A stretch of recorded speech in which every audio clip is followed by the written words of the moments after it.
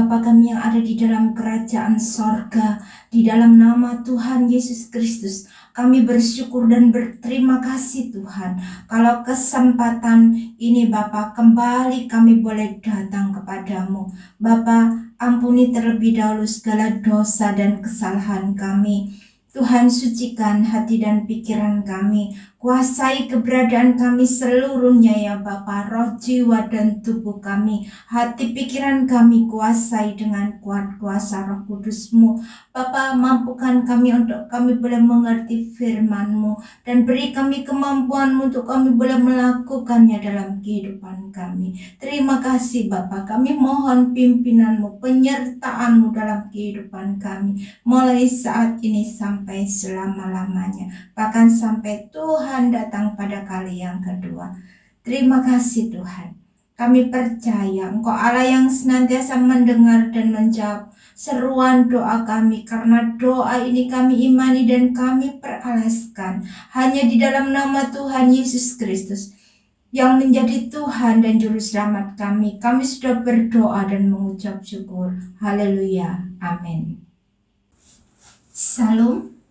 Salam sejahtera di dalam nama Tuhan Yesus Kristus. Saudara, mari kita melanjutkan pembacaan firman Tuhan di dalam perjanjian baru dalam kitab Injil Yohanes pasal yang ketiga dan pasal yang keempat. Yohanes Pembaptis. Dalam tahun ke-15 dari pemerintahan Kaisar Tiberius ketika Pontius Pilatus menjadi wali negeri Yudea dan Herodes raja wilayah Galilea, Filipus saudaranya raja wilayah Ituria, dan Trakonitis dan Lisanias raja wilayah Abilene. Pada waktu Hanas dan Kayafas menjadi imam besar, datanglah firman Allah kepada Yohanes, anak Zakaria, di padang gurun.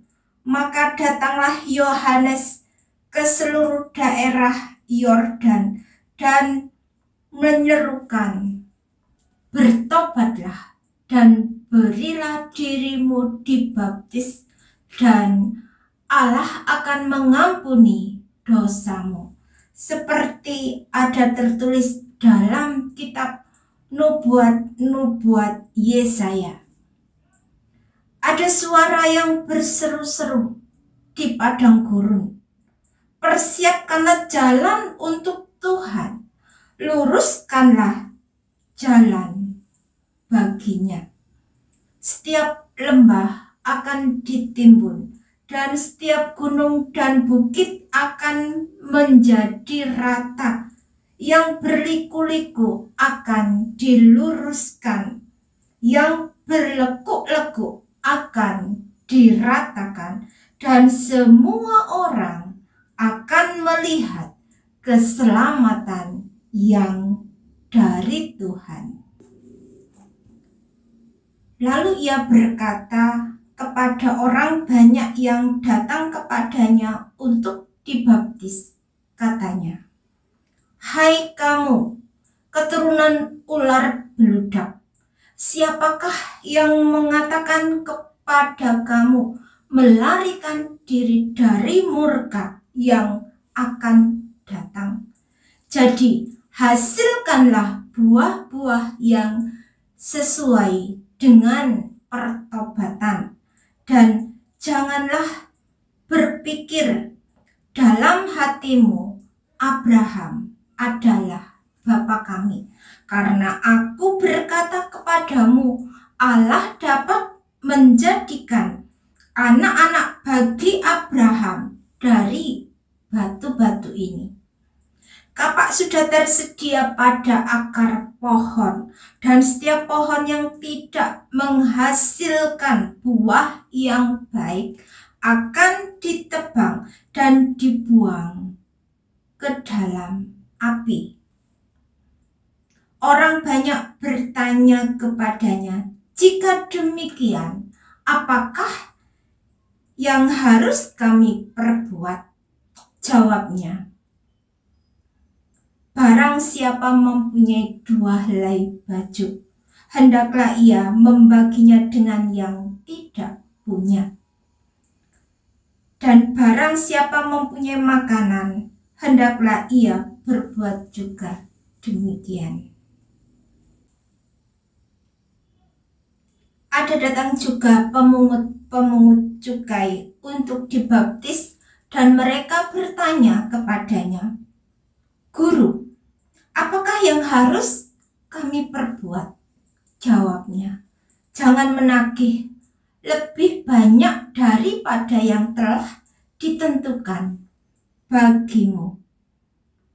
Dan prajurit-prajurit bertanya juga kepadanya, dan kami, apakah yang harus kami perbuat?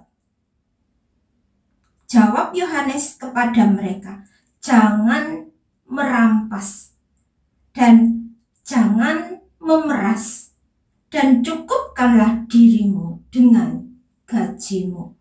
Tetapi karena orang banyak sedang menanti dan berharap, dan semuanya bertanya dalam hatinya tentang Yohanes, kalau ia adalah Mesias. Yohanes menjawab dan berkata kepada semua orang itu, aku membaptis kamu dengan air, tetapi ia yang lebih berkuasa daripadaku akan datang, dan membuka tali kasutnya pun aku tidak layak. Ia akan membaptis kamu dengan Roh Kudus dan dengan api. Alat penampi sudah di tangannya untuk membersihkan tempat pengirikannya dan untuk mengumpulkan gandumnya ke dalam lumbungnya. Tetapi debu jerami itu akan dibakarnya dalam api yang tidak terpadamkan. Dengan banyak nasihat lain, Yohanes memberitakan Injil kepada orang banyak. Akan tetapi setelah ia menegur raja wilayah Herodes karena peristiwa Herodias istri saudaranya, dan karena segala kejahatan lain yang dilakukannya, raja itu menambah kejahatannya dengan memasukkan Yohanes ke dalam penjara. Yesus, anak Allah, dibaptis. Ketika seluruh orang banyak itu telah dibaptis, dan ketika Yesus juga dibaptis dan sedang berdoa, terbukalah langit dan turunlah Roh Kudus dalam rupa burung merpati ke atasnya, dan terdengarlah suara dari langit, engkaulah anak yang kukasihi, kepadamulah aku berkenan. Silsilah Yesus. Ketika Yesus memulai pekerjaannya, ia berumur kira-kira 30 tahun, dan menurut anggapan orang, ia adalah anak Yusuf, anak Eli, anak Matai, anak Lewi, anak Malki, anak Yanai, anak Yusuf, anak Matika, anak Amos, anak Nahum, anak Hesli, anak Nagai, anak Maat, anak Matika, anak Simei, anak Yosek, anak Yoda, anak Yohanan, anak Resa, anak Serubabel, anak Seltiel, anak Neri, anak Malki, anak Adi, anak Kosam, anak Elmadam, anak anak Yesua, anak Eliezer, anak Yorim, anak Matan, anak Lewi, anak Simeon, anak Yehuda, anak Yusuf, anak Yonam, anak Eliakim, anak Melea, anak Mina, anak Matata, anak Natan, anak Daud, anak Isai, anak Obed, anak Boas, anak Salmon, anak Nahason, anak Aminadab, anak Admin, anak Arni, anak Hesron, anak Peres, anak Yehuda,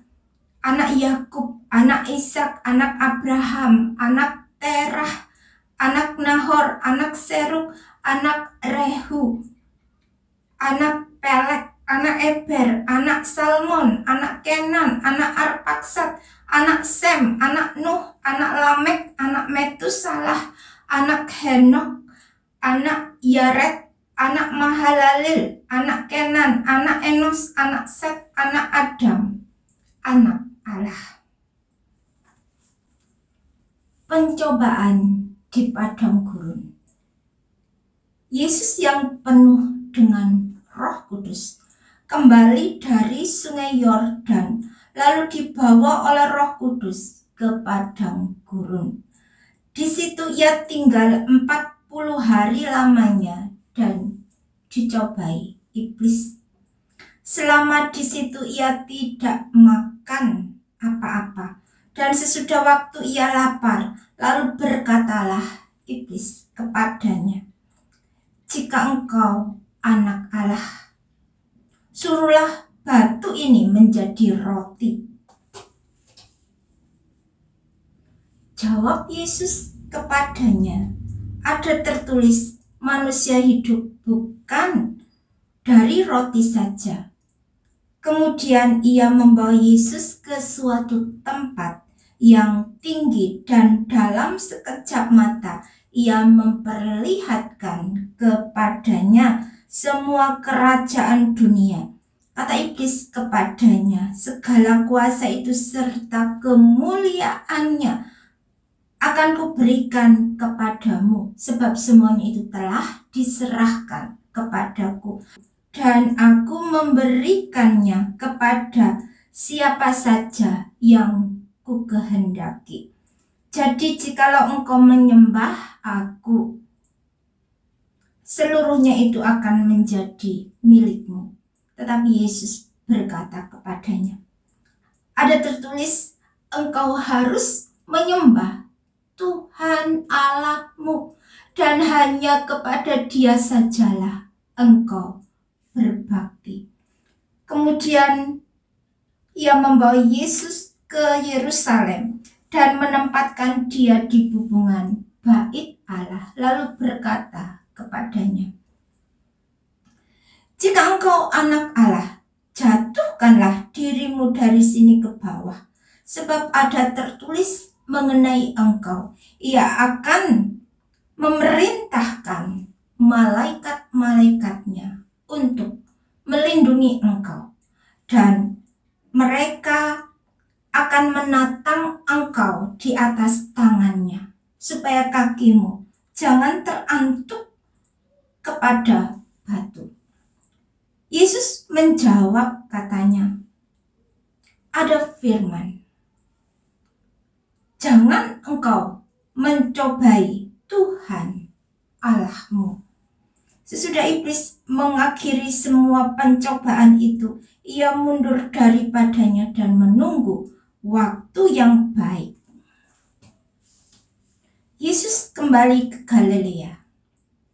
Dalam kuasa Roh, kembalilah Yesus ke Galilea, dan tersiarlah kabar tentang Dia di seluruh daerah itu. Sementara itu, ia mengajar di rumah-rumah ibadat di situ, dan semua orang memuji Dia. Yesus ditolak di Nazaret. Ia datang ke Nazaret, tempat ia dibesarkan, dan menurut kebiasaannya pada hari Sabat, ia masuk ke rumah ibadat, lalu berdiri hendak membaca Alkitab. Kepadanya diberikan kitab Nabi Yesaya, dan ketika dibukanya ia menemukan nas di mana ada tertulis, "Roh Tuhan ada padaku, oleh sebab ia telah mengurapi aku untuk menyampaikan kabar baik kepada orang-orang miskin, dan ia telah mengutus aku untuk memberitakan pembebasan kepada orang-orang tawanan dan penglihatan bagi orang-orang buta, untuk membebaskan orang-orang yang tertindas, untuk memberitakan tahun rahmat Tuhan telah datang. Kemudian ia menutup kitab itu, memberikannya kembali kepada pejabat, lalu duduk. Dan mata semua orang dalam rumah ibadat itu tertuju kepadanya.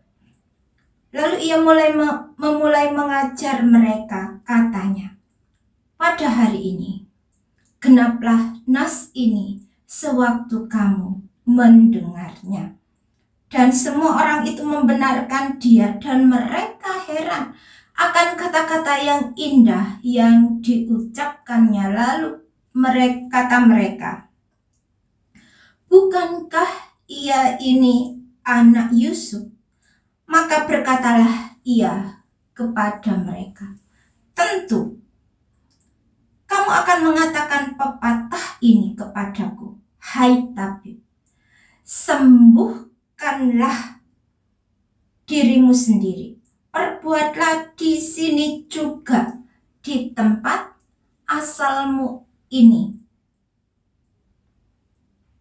Segala yang kami dengar yang telah terjadi di Kapernaum.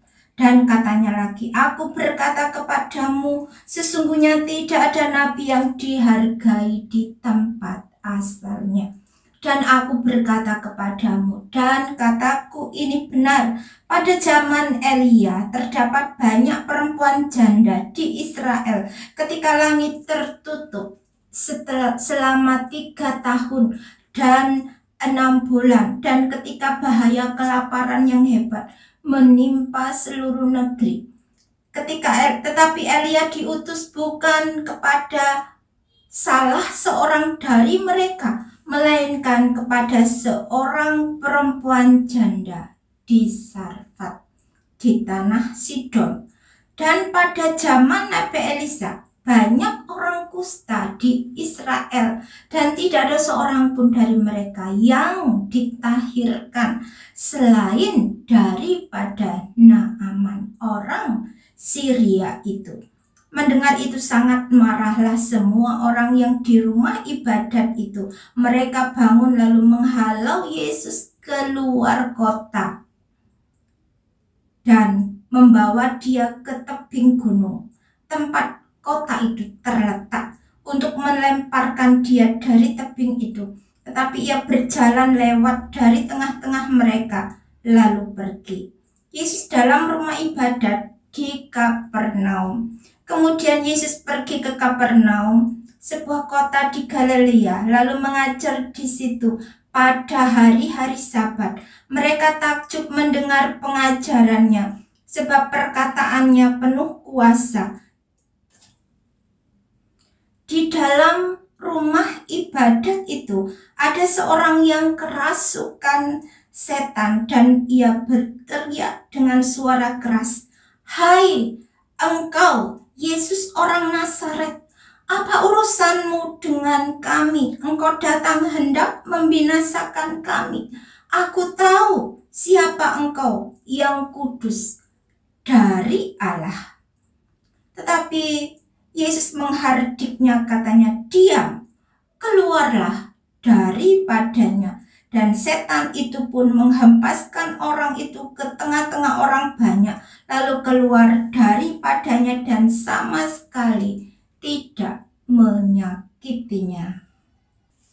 Dan semua orang takjub, lalu berkata seorang kepada yang lain, katanya, alangkah hebatnya perkataan ini, sebab dengan penuh wibawa dan kuasa ia memberi perintah kepada roh-roh jahat, dan mereka pun keluar. Dan tersebarlah berita tentang dia kemana-mana di daerah itu. Yesus menyembuhkan ibu mertua Simon Petrus dan orang-orang lain.